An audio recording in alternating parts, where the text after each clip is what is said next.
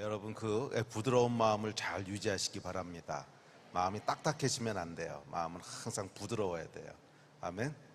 부드럽다고 하는 건 뭐냐면 하나님의 말씀에 잘 반응할 수 있는 상태라는 뜻입니다. 반대로 딱딱하다고 하는 건 뭐냐면 내 생각이 이게 강하다는 거예요. 근데 그 딱딱한 마음은 거의 대부분이 부정적인 감정에서부터 나와요. 부정적이라고 하는 것은 이제 낙심, 슬픔, 그다음에 원망 이런 것들이 있지요. 그런 이제 부정적인 마음이 우리 가운데 역사하기 시작하면 마음이 딱딱해집니다. 그런데 반대로 이제 기쁨이라고 하는 건 포괄적인 기쁨이라고 했죠. 기쁨이 역사하기 시작하면 우리 마음은 부드러워져요. 부드러워진다고 하는 것은 하나님의 말씀에 쉽게 반응할 수 있는 상태라는 거예요. 그 마음을 계속 유지하시기 바랍니다. 자, 어제 저녁부터 우리가 이제 캐노시스에 대한 말씀을 살펴보고 있는데, 그래서 이번 수양에는 좀 부흥회보다는 말씀 사경회 위주로 가겠다고 말씀드렸죠. 그래서 이 아침에는 이제 캐노시스에 대한 본격적인 얘기를 시작하려고 합니다. 그래서 사실은 이 말씀은 제가 저희 교회에서밖에는 다른 데선 해본 적이 없어요. 그래서 조이풀 교회가 이제 처음인데, 왜냐하면 이게 듣기 좋은 말씀이 아니거든요. 자기 부인에 대한 얘기이기 때문에 굉장히 사실은 고통스러운 얘기고, 그래서 하기가 쉽지 않은 말씀이에요. 그래서 보통은 이제 제가 집회를 받아서 가면 주로 이제 긍정적인 얘기들을 하지요. 그래서 뭐 비전이라든지 또 하나님의 위로라든지 치유라든지, 이제 그래야 다음에 또 불러주지. 우리의 죄라든지 아니면 우리 안에 있는 깊은 해결되지 않은 자아의 문제라든지 회개라든지 이런 메시지를 하면 이게 그렇게 사람들이 쉽게 받아들일 수 있는 메시지가 아니에요. 다음에 안 불러주는 건 뭐 좋은데 그 정도 문제가 아니고 잘 받아들이기가 쉽지 않아요. 받아들이기가 쉽지 않아서 저희 교회에서는 제가 이제 이런 종류의 메시지들을 자주 합니다. 왜냐하면 저희 교회이기 때문에 어쨌거나 제가 목회를 해야 되고 어쨌거나 그 부분이 다루어져야만 하는, 그러니까 십자가를 통과하지 않은 기쁨이라는 건 없어요. 그건 가짜예요. 속지 마세요. 십자가를 통과하지 않는 평강이란 건 없어요. 그건 가짜예요. 그러니까 모든 하나님이 주시는 좋은 것들, 기쁨도 평강도 소망도 다 십자가를 통과해야 되는데, 십자가라고 하는 것은 죽음을 얘기합니다. 그러니까 십자가는 내 자아가 죽는 곳이에요. 그렇죠, 여러분. 십자가에서 죽고 싶은 사람이 어디 있겠어요? 어떤 사람도 십자가에서 죽고 싶어 하진 않아요. 그런데 그 십자가를 통과해야만 하나님이 주시는 영광이 있어요. 십자가를 통과해야만 하나님이 주시는 기쁨이 있고 하나님이 주시는 감사가 있고 하나님이 주시는 소망이 있어요. 그래서 이 십자가를 통과해야 되는데 십자가를 통과한다고 하는 것은 누구도 좋아하지 않는 그런 겁니다. 그러니까 뭐 십자가 얘기를 하면은 별로 인기가 없어요. 그래서 저희 교회 이외의 곳에서는 제가 해본 적이 없는데, 사랑하는 조이풀 가족 여러분들은 정말 제가 가족이라고 여기기 때문에 조금 어려운 메시지를 시작합니다. 그래서 마음에 상처받지 않으셨으면 좋겠고, 만약 상처를 받으신다면 하나님 앞에 가서 해결하시기 바랍니다. 저는 책임은 안 집니다. 그냥 사실은 이 메시지를 잘못 들으면 우리를 타겟팅한 메시지 아니야? 이런 생각이 드실 수도 있는데, 만약 그런 생각이 드신다면 저희 교회에서 제가 옛날에 했던 설교를 찾아보시면 똑같이 했다는 걸 아실 거예요. 그래서 여러분들을 타겟팅한 게 아니라 사실을 굳이 타겟팅을 했다면 저희 교회를 이제 타겟팅하고 했던 메시지인데, 여러분들에게 이제 도움이 되셨으면 좋겠다는 마음으로 한번 해보려고 합니다. 이 아침에는 조금 어려운 메시지인데 그래도 반드시 들어야만 되는 메시지니까 같이 가봅시다. 자, 빌립보서 2장 5절부터 11절입니다. 우리 한 목소리로 읽습니다. 시작.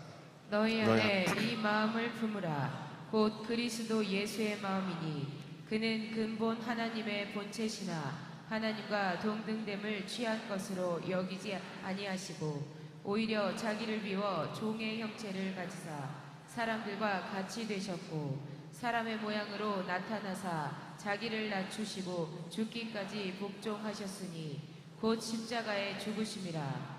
이러므로 하나님이 그를 지극히 높여 모든 이름 위에 뛰어난 이름을 주사 하늘에 있는 자들과 땅에 있는 자들과 땅 아래에 있는 자들로 모든 무릎을 예수의 이름에 꿇게 하시고 모든 입으로 예수 그리스도를 주라 시인하여 하나님 아버지께 영광을 돌리게 하셨느니라. 아멘, 아멘. 자, 저희가 이제 수양회가 4번 제가 말씀을 전하는 거기 때문에 중간에 좀 건너뛴 것들이 있습니다. 이게 원래 그거보다는 조금 더 긴 이야기인데, 이제 중간에 보면 바울이 기쁨에 대해서 얘기하고, 그 다음에 그리스도인이 마땅히 살아야 될 4가지 덕목을 얘기합니다. 1장 후반부에 보면. 그래서 사랑 안에서 교제하고 또 서로 권면하고 돌보고 뭐 이런 얘기들을 해요. 그런데 그런 그리스도인들이 반드시 교회 내에선 이러이런 것들을 하고 살아라 하는 권면을 바울이 하는데, 그리고 바로 다음 절에 뭘 하냐면 그런 행동들이 나오기 위한 마음의 태도를 얘기합니다. 마음의 태도를 5가지 얘기하면서 뭐 하나 되는 마음, 사랑하는 마음, 화목한 마음, 겸손한 마음, 서로 돌보는 마음, 뭐 이런 마음들을 가지라고 얘기를 해요. 그러니까 우리의 어떤 겉으로 드러나는 4가지 행동, 그러니까 서로 권면하고 사랑 안에서 교제하고 뭐 이런 4가지 행동은 마음에서부터 나오지요. 마음이 없는데 행동이 나오진 않죠. 그래서 이런 5가지 마음을 가질 때 이런 4가지 행동이 나온다, 이런 얘기를 하고, 그리고 이어서 이제 2장 5절부터 이 말씀이 쭉 진행됩니다. 그런데 이런 마음의 태도를 가지려고 하는데 이게 잘 되냐는 거예요. 뭐 잘 되면 문제가 없겠지만 안 된다는 거죠. 뭐 사랑하려고 해도 그게 잘 안 되지요. 하나 되려고 해도 그게 어렵지요. 또 화목하려고 해도, 겸손하려고 해도, 돌보려고 해도 이게 참 마음대로 안 된다는 거예요. 그래서 우리가 보통은 뭘 하냐면 이걸 하나하나를 타겟으로 싸웁니다. 이렇게 하나 되려는데 왜 안 되지? 어떻게 화목할 수 있지? 어떻게 겸손할 수 있지? 어떻게 해야 돌볼 수 있지? 요 하나하나를 타겟팅해서 싸우는데, 그것은 사실은 대상을 잘못 정한 거고, 이게 잘 안 되는 한 가지 뿌리가 있다는 거예요. 한 가지 뿌리가 있는데 그게 뭐냐면 예수 그리스도의 마음이라는 거예요.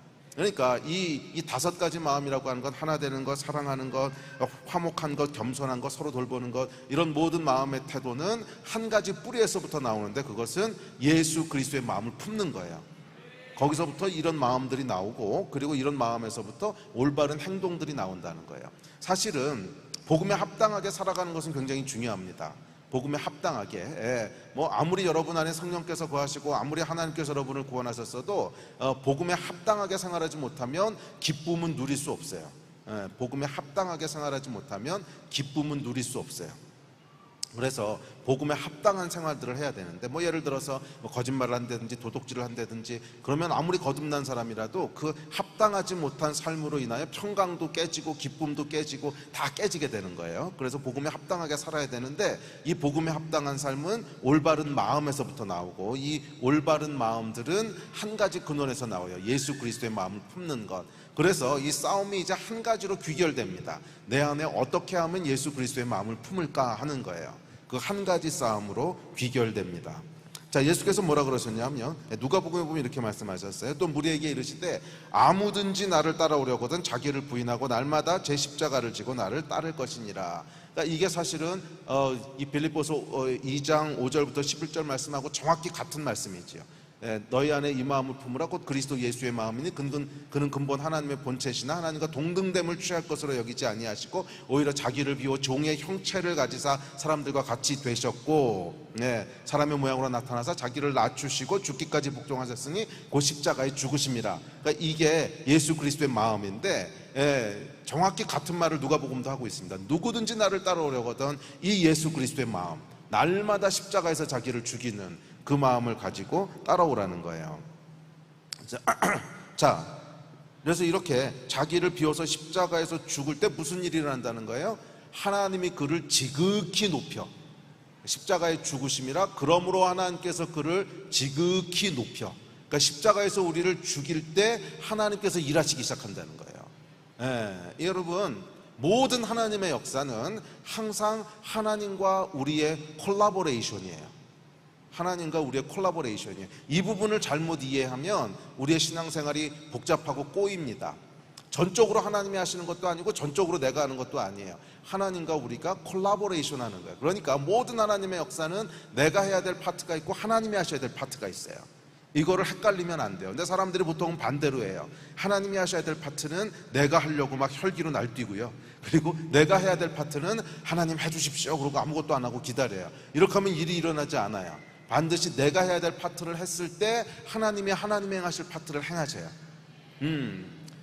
그래서 이제 우리가 해야 될 파트가 있는데, 우리가 해야 될 파트는 뭐냐 하면 십자가에서 자아를 죽이는 거예요.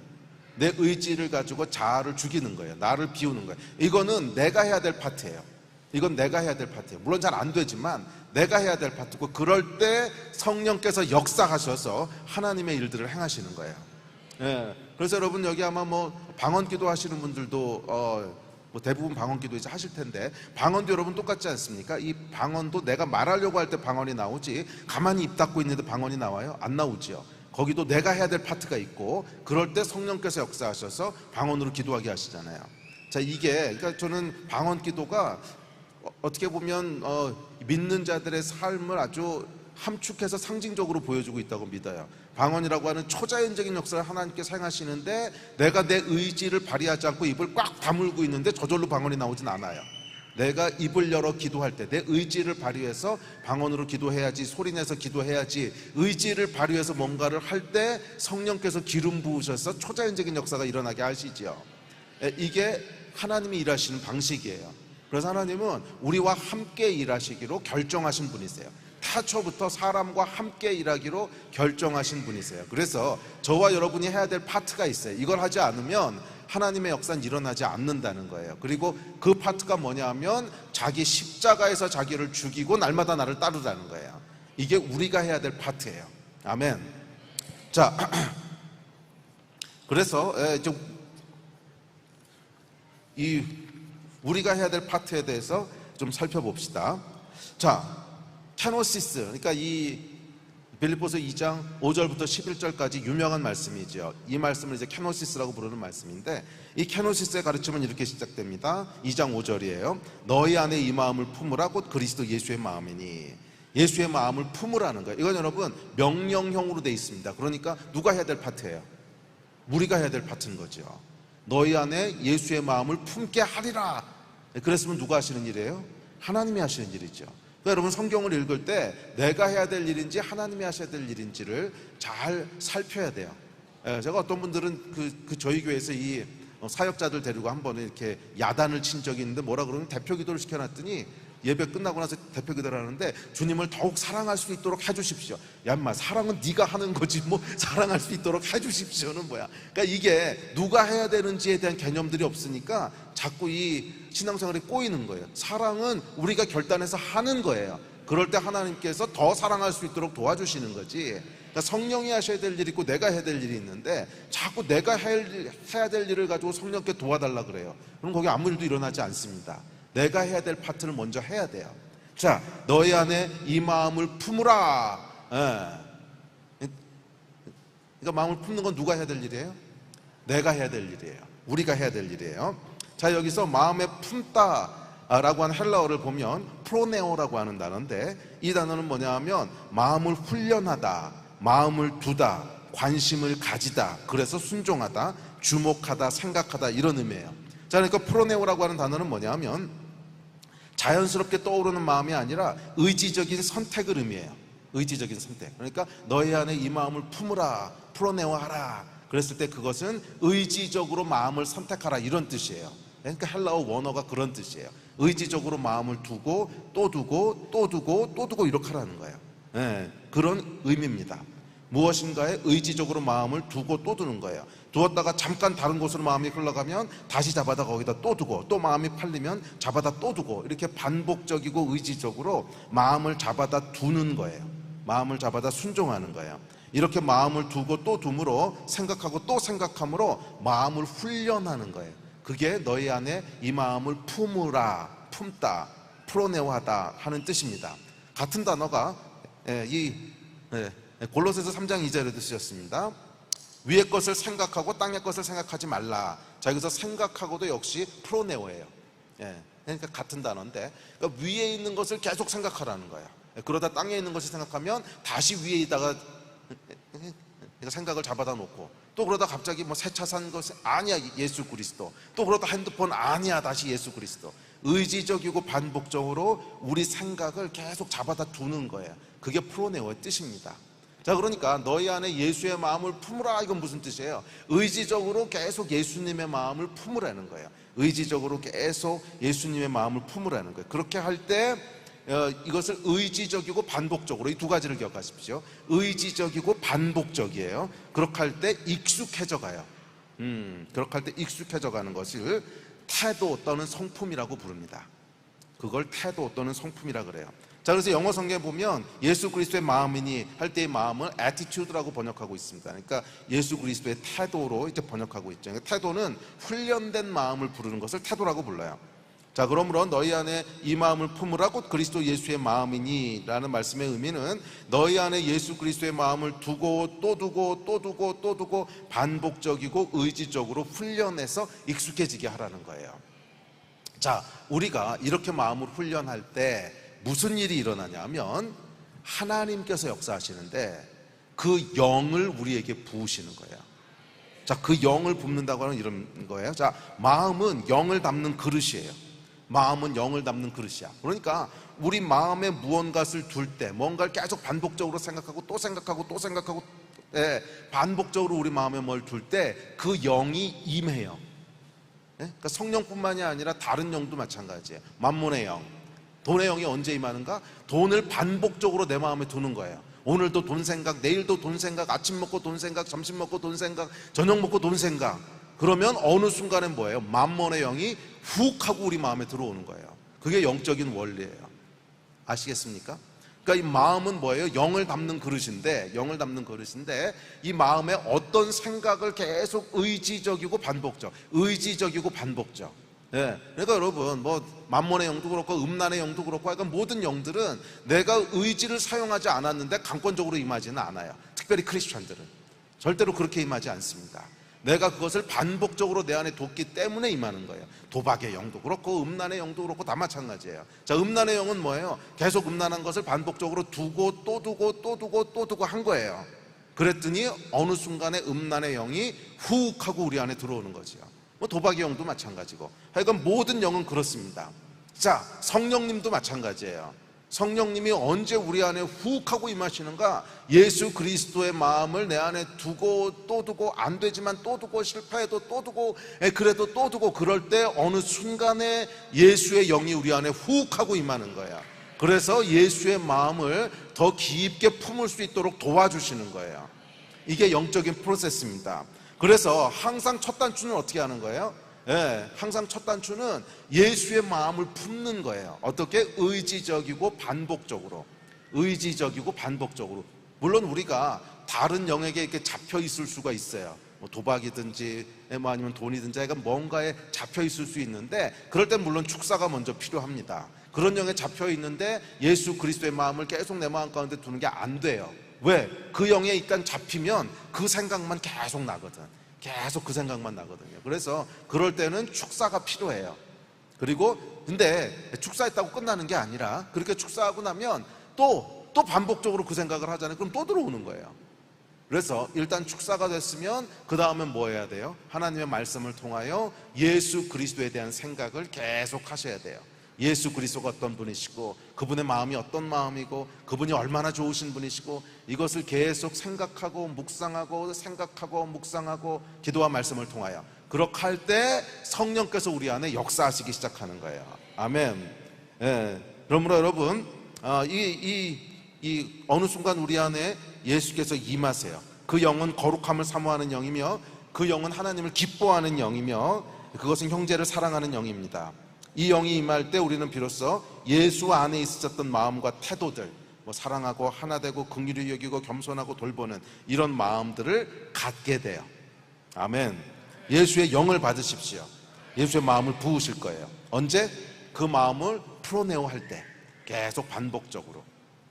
자, 그렇다면 우리가 프로네오 해야 할 예수의 마음은 구체적으로 어떤 마음일까? 자, 그것을 6, 7, 8절에서 이렇게 묘사합니다. 자, 6, 7, 8절 같이 봅시다. 시작.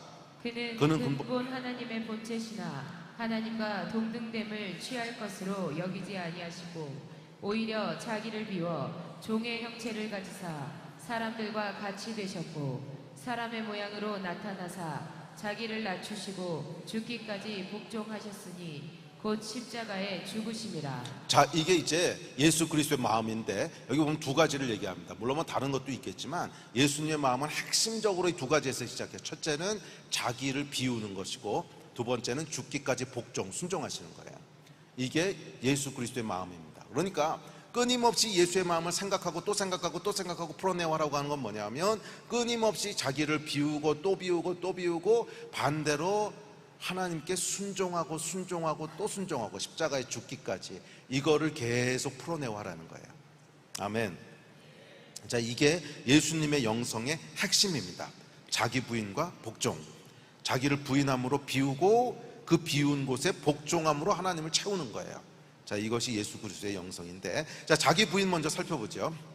자, 케노시스는 먼저 자신의 권리를 취하지 않고 내려놓는 것입니다. 예수께서는 하나님의 본체셨어요. 동등하신 분이셨어요. 그런데 그 동등함을 취할 것으로 여기지 않으셨습니다. 자, 모든 인간은 스스로 생각하는 권리가 있어요. 나는 이 정도는 대접받아야 되고 이 정도는 사람부터 인정받아야 되고 그래야 당연하다고 생각하는 권리가 있습니다. 그런데 이 권리는요, 권리가 침해받기 전까지는 잘 드러나지 않아요. 그래서 자기 자신도 내가 무엇을 내 당연한 권리라고 생각하고 있는지 잘 몰라요. 그런데 이 권리가 침해받으면 어떨까? 그럼 분노가 올라옵니다. 참을 수 없는 분노가 올라와요. 권리를 침해받으신 적 있으세요? 제가 그런 적이 한 번 있어요. 한 10년 전쯤인 것 같은데 차를 몰고 이제 청담동에서 약속이 있었어요. 가지 말아야 될 동네인데 수원이나 이런 시골 사는 시골쥐들은 가면 안 되는 동네인데, 그러니까 시골쥐가 이제 청담동 최고급 레스토랑에서 약속이 생겼어요. 그래서 뭐 제 차를 몰고 갔습니다.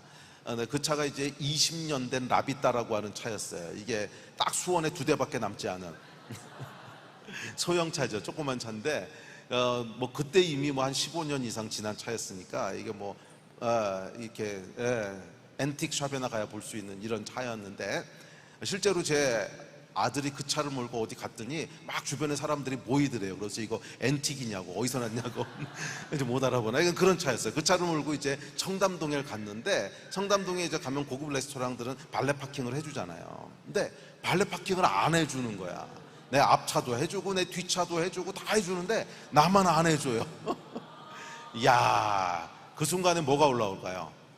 분노가 올라오죠. 이 사람들이 그러니까 내 권리가 침해받은 거죠.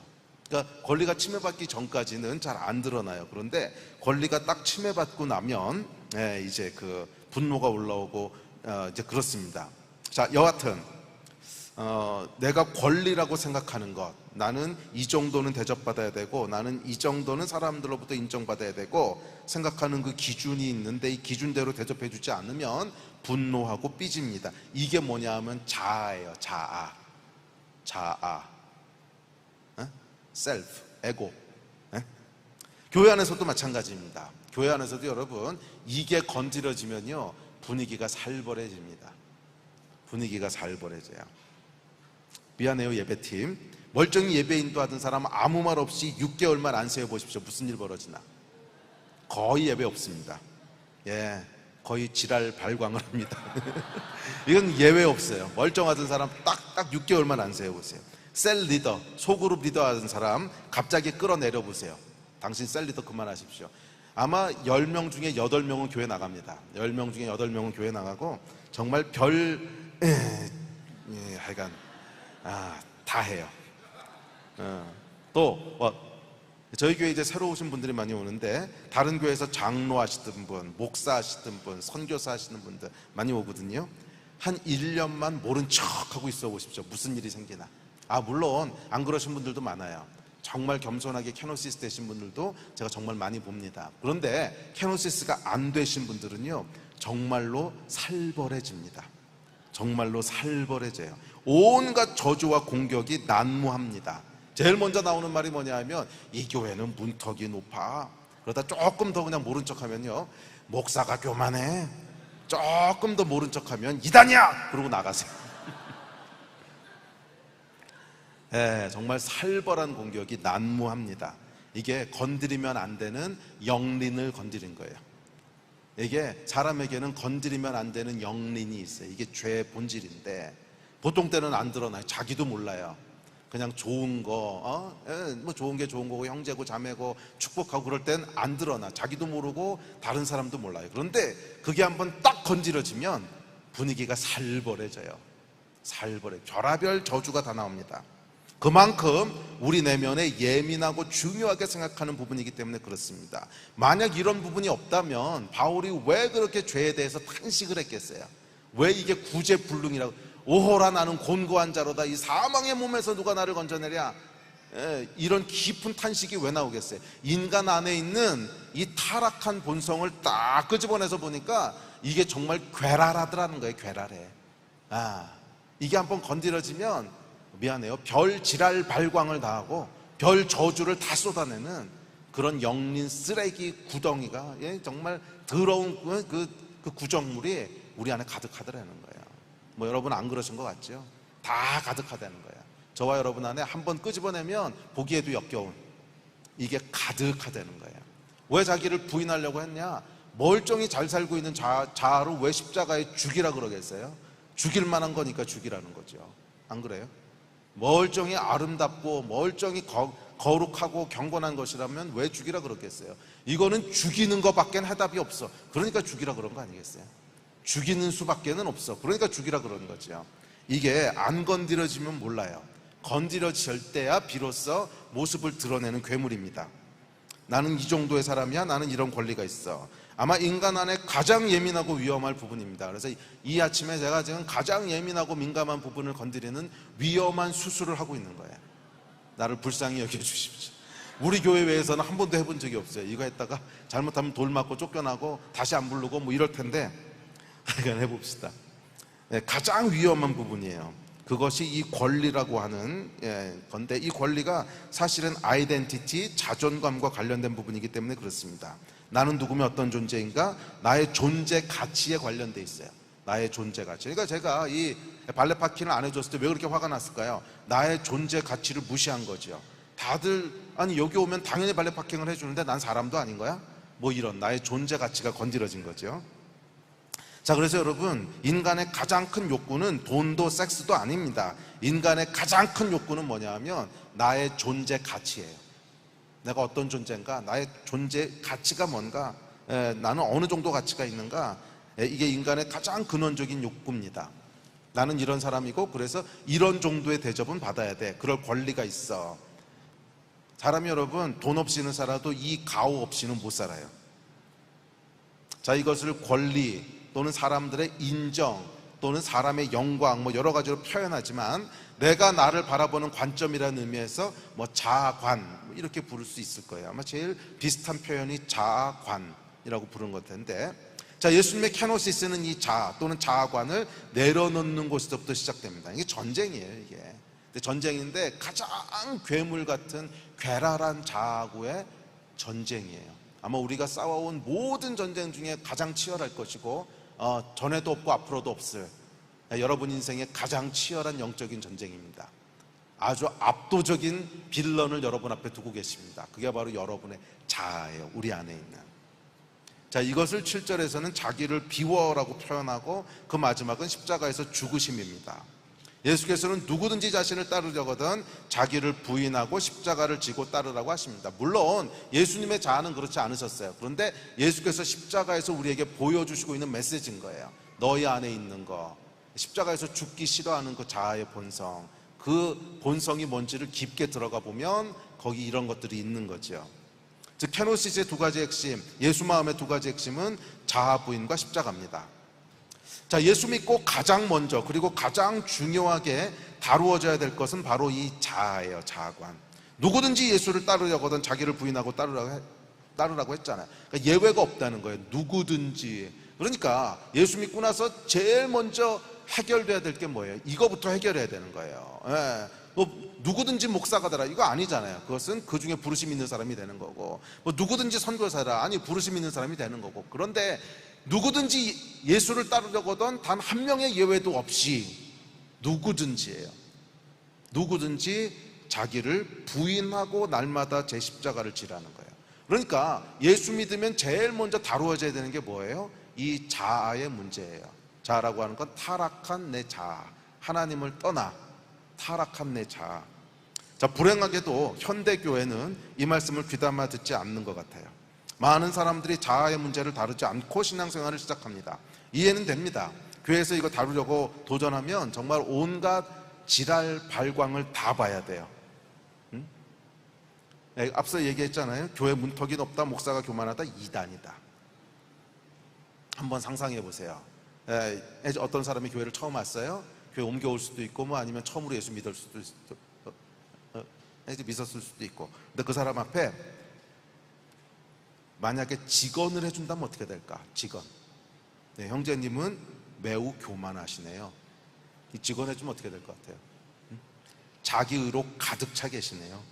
살아온 삶에 대해 사람들이 인정해 주기를 원하고 계시네요. 그렇게 되지 않을 때 온갖 부정물과 쓰레기가 다 올라오시는군요. 이 직언하면 어떻게 될 것 같으세요? 듣기만 해도 등골이 오싹하죠. 그러니까 이게 안 다루는 거예요, 이런 문제를. 이걸 다루려고 하면 생명의 위협을 느끼거든. 이건 다루려고 하면 생명의 위협을 느끼거든요. 네, 형제님은 나는 아무것도 아닙니다. 나는 은혜가 필요할 뿐입니다. 내주셔도 그만 쓰레기 같은 놈이라고 욕하셔도 할 말이 없습니다. 이런 고백에는 이르지 못하셨군요. 이거 직언하면 어떻게 될 것 같으세요? 이렇게 직언한다면 어떻게 될까요? 주여, 예수께서 이거 하시려고 하니까 바리새인들이 십자가에 잡아서 죽인 거예요. 우리의 타락한 자아를 탁 건드리니까 그냥 잡아 죽였어요. 그러니 웬만하면 이거 다루지 않고 슬쩍 넘어가는 게 편합니다. 이거 다루려고 달려들면 정말 생명을 걸어야 돼요. 이거 다루려고 하면 그 목회는 그 다음부터 가시밭길입니다. 가시밭길이에요. 참 감사한 건 뭐냐면 제가 배웠던 복음은 저를 초창기 때, 대학생 때 양육해 주었던 선배들은 이 수고를 기꺼이 감당해 주셨어요. 참 보면 용감하셨던 분이에요. 기꺼이 감당해 주셨어요. 이 살벌한 위험을 감수해 주셨습니다. 지금 돌아보면 얼마나 감사한지. 저한테 정말 직언을 해주셨어요. 직언들을. 너는 말하는 것이 굉장히 부정적이야. 네가 계속 그렇게 말하면 네 주위엔 사람 아무도 없을 거야. 너는 왜 다른 사람의 감정에 대해서는 그렇게 무관심하고 네 감정만 중요하냐? 이게 사실은 지금 돌아보면 이게 쉽게 할 수 있는 말이 아니거든요. 근데 정말 이 위험을 감수해 주셨어요. 제가 지금 돌아보면 얼마나 감사한지 몰라요. 제가 배웠던 복음은 예수 믿으면 제일 먼저 자기 부인부터 다루어져야 된다는 거예요. 예수 믿으면 제일 먼저 뭘 다뤄야 돼요? 자기 부인을 다뤄야 돼요. My wife가 아니고 자, 그래, 아침에 좀 무거운 얘기를 하려면 자기 부인을 다뤄야 돼요. 자기 비움, 이거를 다뤄야 돼요. 왜냐하면 타락한 우리 자아는 생각한 것보다 훨씬 괴물 같은 존재고, 이것을 다루지 않고 1년, 5년, 10년 신앙생활을 하면 그 다음에는 건드릴 수 없는 괴물이 됩니다. 건드릴 수 없는 괴물이 돼요.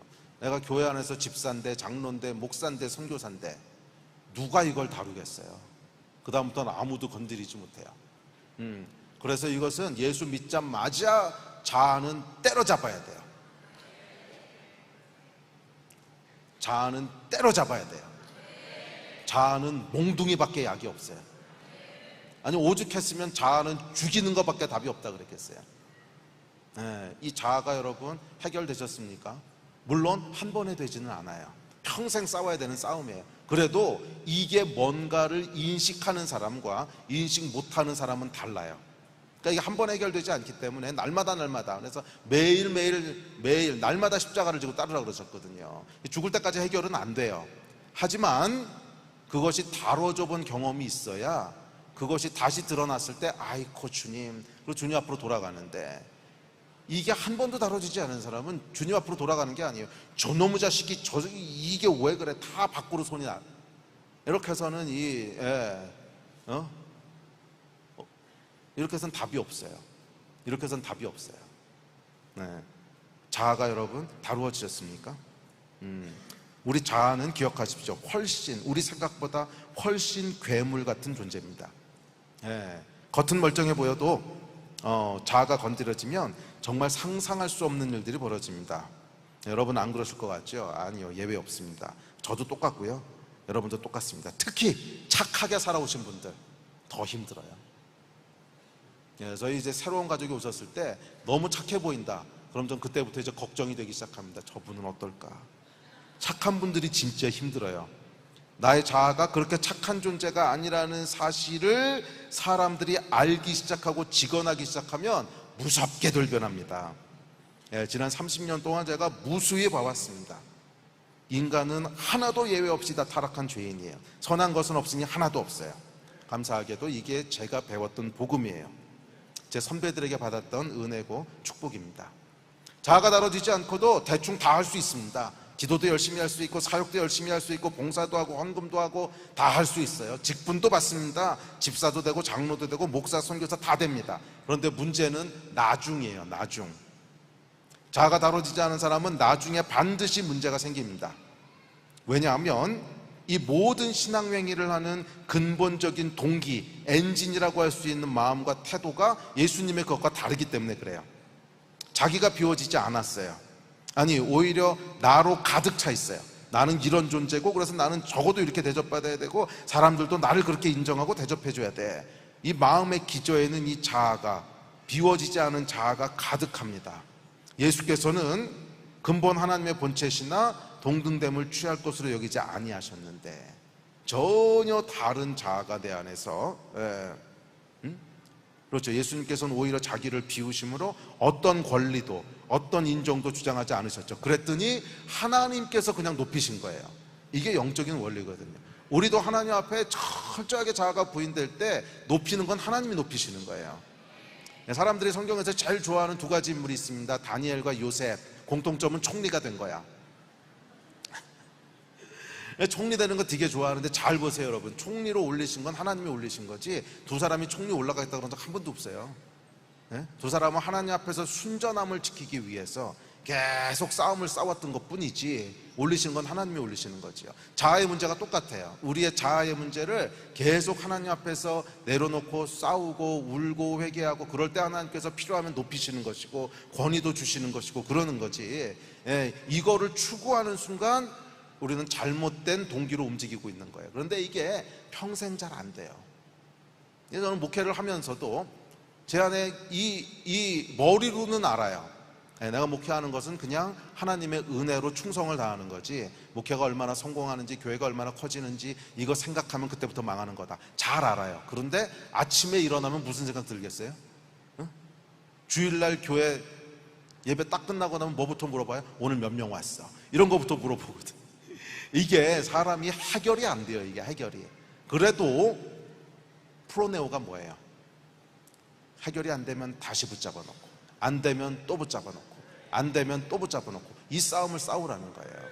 그러면 다시 하나님 앞에 나가서, 주님, 저는 정말 안 되는 자입니다. 은혜가 필요합니다. 오늘도 하나님 은혜를 주십시오. 안 됩니다. 이 싸움을 싸우라는 거예요. 이 자아가 건드려졌을 때 바깥으로 손가락질하는 건 아무 도움도 되지 않아요. 아무 도움도 되지 않아요.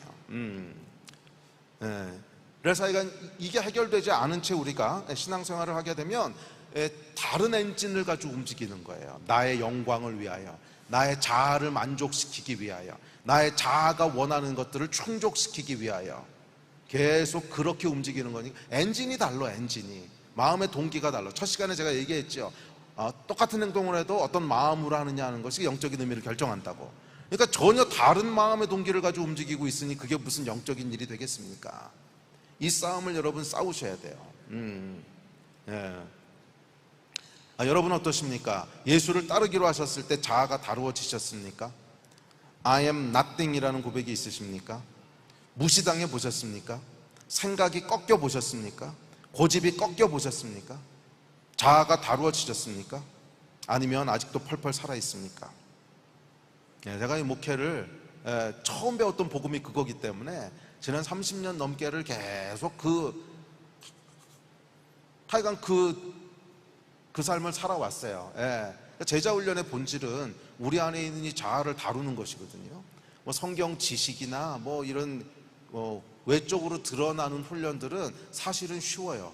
한 1년만 바짝 하면요. 그 군대도 그렇잖아요. 그냥 가둬놓고 1년만 뺑뺑이 돌리면 아침에 정확하게 일어나고 정확하게 밥 먹고 정확하게 할 일들 해요. 이렇게 겉으로 드러나는 걸 훈련시키는 건 제자 훈련에서 아주 쉬운 파트예요. 제자 훈련의 진짜 깊은 곳은 뭐냐 하면 이 자아의 문제를 어떻게 다룰 건가 하는 거예요. 이 자아의 문제를 어떻게 끄집어서 때려 죽일 건가. 이게 이제 제자 훈련인데, 감사하게도 제가 처음 예수 믿었을 때 저는 이제 선교단체에서 신앙생활을 시작했는데, 그곳에 있던 선배들이 제 자아의 문제를 용감하게 다뤄주셨고, 용감하게. 그래서 제가 30년 넘게 이 사역을 하면서 죄송하지만 이렇게 얼굴만 봐도 이젠 다 보여요. 물론 여기 모르는 분들이니까 뭐 잘 모르지만, 저희 교회는요 정말 제가 이렇게 보고 있으면 아이고 힘들겠다, 저기는 좀 됐구나, 아이고 저기는 불가능하겠구나, 결국 다루려 그러면 다음 달쯤 교회 나가겠구나. 제가 거의 예언가 수준이 됐습니다. 저희 교회 이제 새가족반 담당하는 목사가 이번에 새가족분 오셨는데 뭐 어쩌고 저쩌고 저한테 설명을 쭉 해요. 그러면 6개월 있으면 나간다 봐라. 딱 6개월이 다 나가더라고. 이제는요 이게 견적이 나와요. 이렇게 보면 6개월 있으면 나가겠구나, 이건 안 되겠구나. 이게 여러분 애매하지 않아요. 물론 우리가 자아가 완벽히 부인된 사람은 없어요. 그런데 그것이 드러났을 때 무엇을 해야 되는지를 아는 사람이 있고 그걸 모르는 사람이 있다는 거예요. 그것을 안다는 건 뭐냐면 이런 자아의 문제를 가지고 애통해하고 탄식하면서 기도하는 사람, 이게 돼 있냐는 거예요. 이게 뭐 부인되는 건 끝까지 안 돼요. 어차피 안 되지만 끊임없이 하나님 앞에 나가서 이걸 해결하려고 하는 사람이 있고, 건드려지면 분노하면서 다른 사람을 비난하는 사람이 있어요. 이걸 다뤄야 된다는 거예요. 이걸 다뤄야 된다는 거예요. 애매하지 않아요. 이거는 감출 수도 없어요. 그저 하나님이 나를 끼워주시기만 해도 감사한 사람이 있고, 내가 누군데 나한테 어떻게 이럴 수 있어, 이런 사람이 있어요. 좋을 때는 문제 없습니다. 좋을 때는 다 목사님 간이라도 다 빼줄 것 같아요. 너무 선하고 충성된 사람이에요. 그런데 막상 자아가 건드려지면, 막상 자기가 기대했던 것과 다르게 일이 진행되거나, 막상 자기가 기대했던 것만큼 목사님이나 뭐 소그룹 리더나 교회 리더들이 인정해주지 않으면 무서운 일이 벌어집니다. 주여, 30년 동안 제가 많이 봐왔습니다. 많이 시달려 왔습니다. 복겨왔어요. 자아가 다루어지지 않은 사람 무섭습니다. 참 아침부터 이런 얘기해서 죄송합니다. 근데 이걸 통과해야 진짜로 하나님의 기쁨이 역사할 수 있기 때문에 그래요. 이걸 통과하지 않으면, 이제 오늘 저녁에 그 얘기할 텐데, 바울에게 가장 큰 기쁨의 소스가 뭐였냐면 빌립보 교인들이었어요. 빌립보 교인들로 인하여 바울이 참을 수 없는 기쁨을 누리는데, 이게 해결 안 되면 사람이 나의 기쁨의 근원이 되지 않아요. 사람은 나를 짜증나게 하고 화나게 하고 경쟁해야 될 사람이고 나쁜 놈들이지. 그래서 여러분들은 이 기쁨을 누리지 못해요. 자아가 해결되지 않으면. 그래서 정말로 참된 항상 기뻐하라고 하는 기쁨을 누리는 그런 축복이 있기 위해서는 십자가를 통과해야 돼요. 이 자아의 문제를 통과해야 된다는 거예요. 자, 그래서 요즘은 제가 이제 30년 넘게 이 일을 하면서 꾀가 좀 생겼어요. 젊었을 때는 정말 직접 대놓고 자아를 도전했습니다. 제가 젊었을 때 소그룹 리더 할 때는 뭐 배운 게 도둑질이라고, 뭐 저도 똑같이 했어요. 똑같이 정말 문제가 있으면 직언하고, 이게 사실은 이게 2강이 아니고 3강이거든요. 그러니까 중간에 시간이 없어서 하나를 빼먹었어요. 근데 2강에 보면 이제 단순히 권면만 하는 게 능사는 아닙니다. 권면 하나 하기 위해서는 용납하고 사랑하는 거 10개를 해야 돼요. 안 그러고 권면하면 큰일 납니다. 이게 혹시 부작용이 있을까봐 좀 그런데, 용서하고 용납해 주는 걸 한 10개 하고 그 다음에 권면 하나 하는 거예요. 대충 그 정도 하셔야 돼요. 그래야 이것이 작동을 합니다. 그런데 잘못하면 이제 권면만 막 하면 교회가요 진짜 살벌한 곳이 됩니다. 이해가 되셨죠? 뭐 지혜로운 분들이기 때문에 잘 이해할 줄 믿습니다. 하여간 제가 젊었을 때는 하여간 직원들을 많이 했어요. 그래서 열매가 정말 있었습니다. 제가 소그룹 리더를 하면서 제가 이렇게 직접 권면하고 이렇게 해서 목사 선교사가 된 사람이 거의 한 100명 가까이 되더라고요. 이것이 직언의 위력이에요. 직언의 위력. 우리의 자아가 다뤄지기 시작하면 전혀 다른 삶을 살 수 있어요. 전혀 다른 삶을. 자, 제가 혼자 한 건 아니구나. 참 자매까지 친 거니까 저희 집사람이 직원하고 제가 직원하고 뭐 그래서 둘이 결혼하고 뭐 이래가지고 이제 된 게 안 된 거. 그래서 요즘은 이제 꾀가 나가지고서 그렇게 직원을 잘 안 해요. 그거 한번 하고 나면 후폭풍이 너무 심해요. 그거 제가 다루고 있다가는 제명에 못 살 것 같아서 지금은 이제 뭘 하냐 하면 제 꾀가 있습니다. 그냥 가만히 냅두는 거예요. 가만히 냅둬요. 그러니까 뭐 새로운 분이 오거나 그러면 이제 보고가 이렇게 올라오거든요. 그럼 딱 보면은 대충 견적이 나와요. 한 2달 지나면 증상이 나타나겠구나. 여기는 6개월은 그냥 가다가 증상 나타나겠구나. 이 사람은 처음부터 해볼 만한 사람인데 이게 이제 나오거든요. 그러면 나오면 그 다음에 그냥 가만히 냅둡니다. 가만히. 뭐 그분이 뭐 목사든 선교사든 뭐 당대에 뭐든 아무 상관없어요. 그냥 가만히 한 1년, 2년 가만히 있어요. 그러면 시간이 흐름에 따라 저절로 드러나요. 이 자아가 해결이 안 된 분들은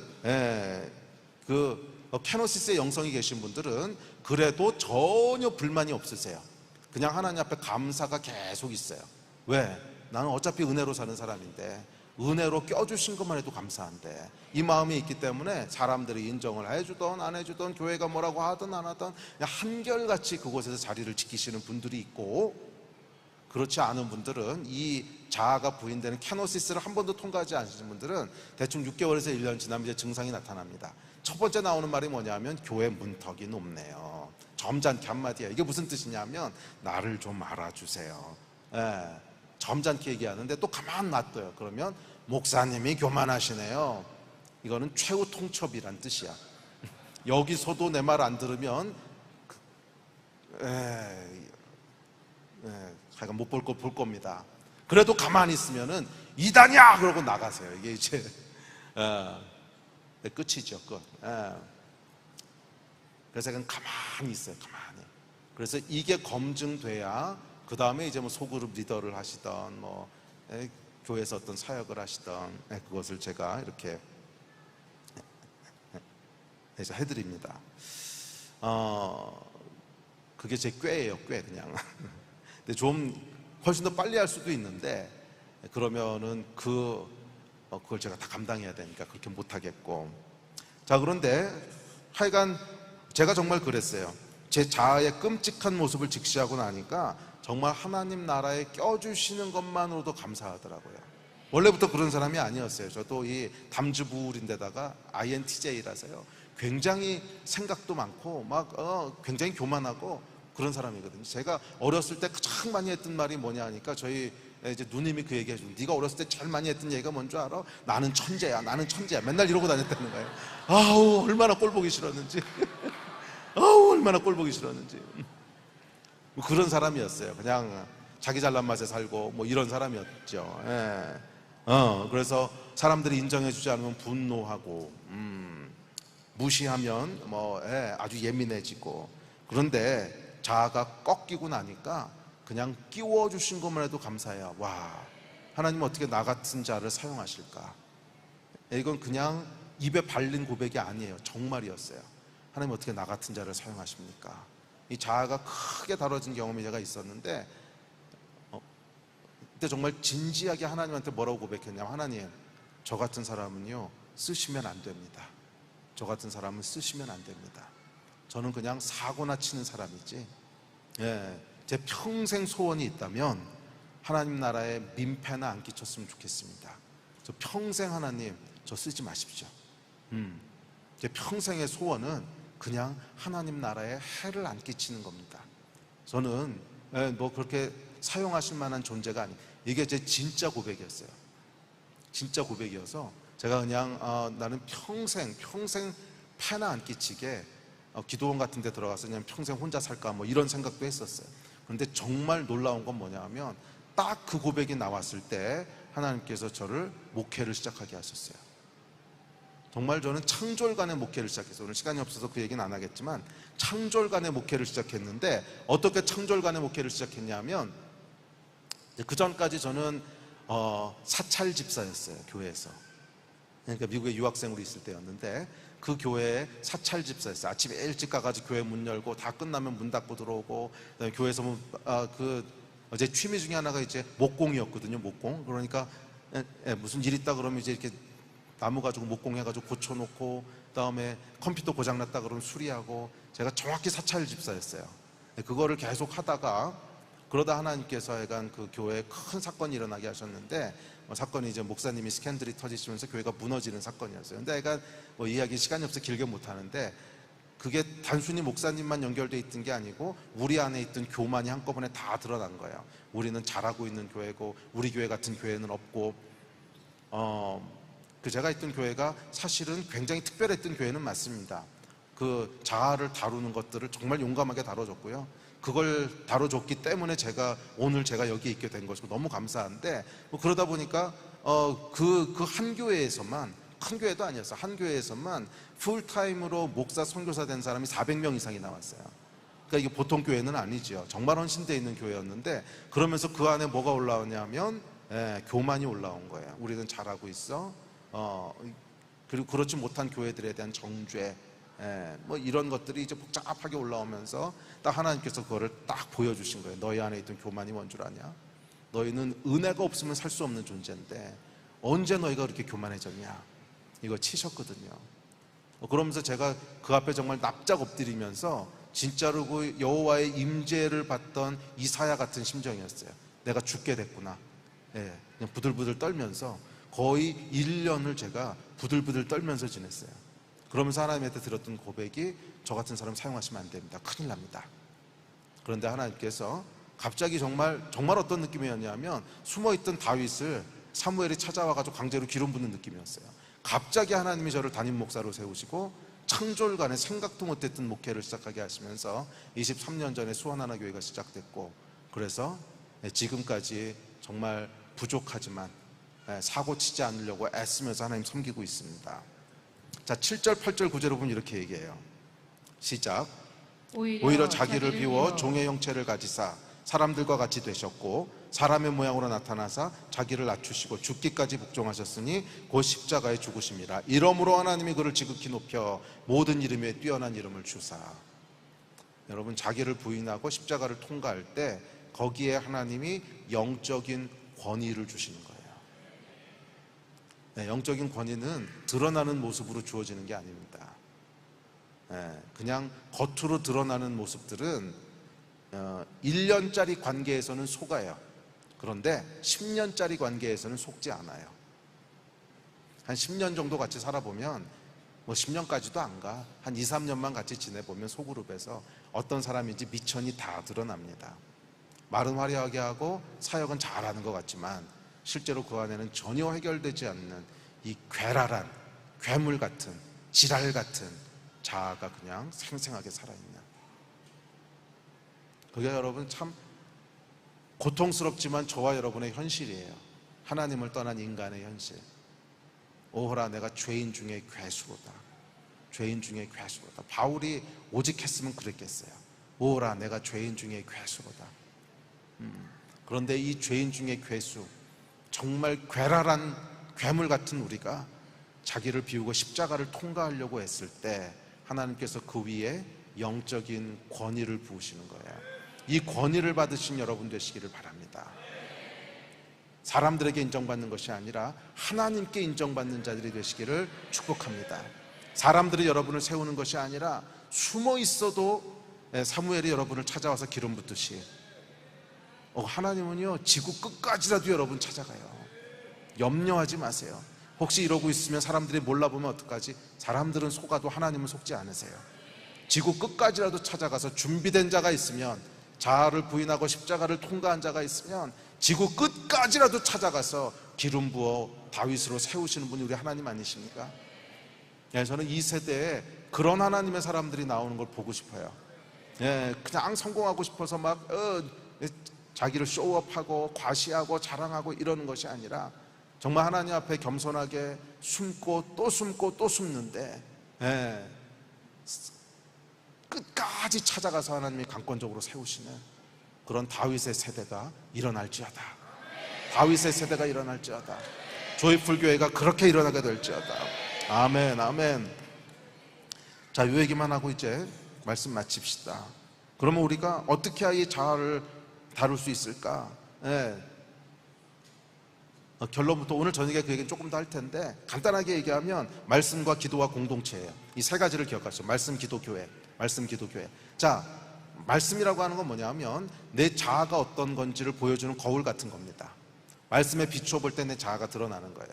말씀에 비추어 볼 때 내 안에 있는 동기들이 드러나는 거예요. 내가 이 일을 왜 하고 싶어 하는지, 내 안에 나의 영광을 추구하고 있는 추구한 모습, 내 고집과 내 생각과 인정받기 원하고 칭찬받기 원하고 성공하기 원하고, 말씀을 대면할 때 이것이 드러나는 거죠. 그러면 그 다음에 기도의 자리에 가서 씨름을 하는데, 그 사이에 뭐가 있냐면 교회가 있는 거예요. 교회라고 하는 건 뭐냐면 그 말씀이 현실이 되도록 만들어주는 거예요. 자, 현실이 되는 게 뭐냐면 예를 들어서 아침에 시기하지 말라 하는 말씀을 읽었어요. 그러면 머리로는 알아요. 시기하지 말아야지. 그런데 그것이 언제 실제가 되냐면 교회 안에서 우리 소그룹에 있는 죄를 보면 자꾸 시기심이 나. 이런 상황이 있는 거예요. 응? 그런 상황. 그게 사실 교회거든요. 또 나에게 직언을 해주는 사랑하는 형제들, 그런 것을 맞닥뜨릴 때 그 말씀이 내한테 실제가 되는 거예요. 이게 반드시 필요해요. 그렇지 않고 성경만 가지고 하잖아요. 그러면 머리로는 아는데 이 싸움이 추상적인 싸움이 돼요. 그런데 실제로 부딪히잖아요. 그러면 굉장히 고통스러워요. 이건 경험해봐야 돼요. 빨리 해결 안 돼요.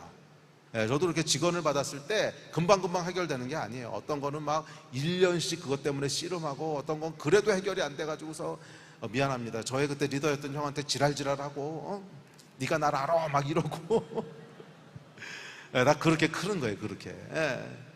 그러면서 이것이 그 싸움을 거쳐서, 그러니까 이게 참 고통스러워요. 이게 현실이면 고통스러워요. 그냥 말씀만 가지고 가면 그렇게 고통스럽지 않아요. 말씀이 우리의 속속이지 않고 말씀이 우리를 고통스럽게 하진 않아요. 그거는 그냥 추상적이에요. 그렇지, 우리가 시기하면 안 되지. 그렇지, 우리가 용납해야지. 그런데 진짜로 지랄하는 사람을, 오늘 말이 왜 이렇게 험하냐, 진짜로 그렇게 난리치는 사람을 용납하려고 하는 현실에 서보세요. 너무너무 힘들어요. 그냥 성경으로 용납하라, 그것은 은혜로운 말이고, 그날 아침에 은혜 받고 눈물을 흘리고 시작할 수는 있지만, 실제 현실에서 그 사람을 용납하려고 하면 너무 고통스러워요. 그래서 그것을 가지고 기도의 자리에 나가서 씨름을 하는 거예요. 어떨 때는 한 달, 안 되면 3개월, 6개월, 그래도 안 되면 금식하면서 씨름하는 거예요. 그렇게 하면서 자아가 다루어지는 겁니다. 아멘. 자세한 얘기는 오늘 밤에 합시다. 자, 우리 같이 좀 기도합시다. 우리 좀 기도하기 원하는데, 참 이거 쉽지 않은 이야기입니다. 쉽지 않은 이야기지만 저와 여러분 안에 반드시 다루어야 될 것은 분명합니다. 그리고 참 슬프게도 현대교회는요, 이걸 잘 안 다루려고 그래요. 저도 이거 하려고 그러면 한숨부터 나와요. 소그룹 리더 할 때는 그나마 뭐 한 10대 명 있으니까 어떻게 해봤는데, 또 담임 목사가 되고 뭐 교인이 뭐 이제 1000명 뭐 넘어가고 1500명 이렇게 되면은 이거 다루려고 그러다가는요, 제명에 못 살아요. 그래서 저도 피하고 싶은데, 그래도 이거 안 하고 넘어갈 수는 없어요. 그래서 사실 여러분, 그 작업을 해주시는 분들에게 고마워하셔야 돼요. 저는 제 선배들에게 너무 고마운 마음이 있거든요. 그 힘든 일을 해줬거든요. 그러니까 그분들을 원망하고 막 삐지고 이러는 것이 아니라 고맙게 여기셔야 돼요. 이 어려운 작업을 나를 사랑함으로 해주시다니. 그 자아가 다 부인된 여러분 되시기를 바랍니다. 아멘. 우리 주여 부르짖고 한 번만 기도합시다. 한 번만 기도할 때, 주님, 우리 안에 예수 그리스도의 마음을 품게 해주시고, 우리 안에 있는 괴랄한 자아들이 다 무너지는 은혜가 있게 하여 주십시오. 아멘. 이 마음 가지고 우리 주여 한 번 부르짖고 1분만 같이 기도하겠습니다. 기도하시겠습니다.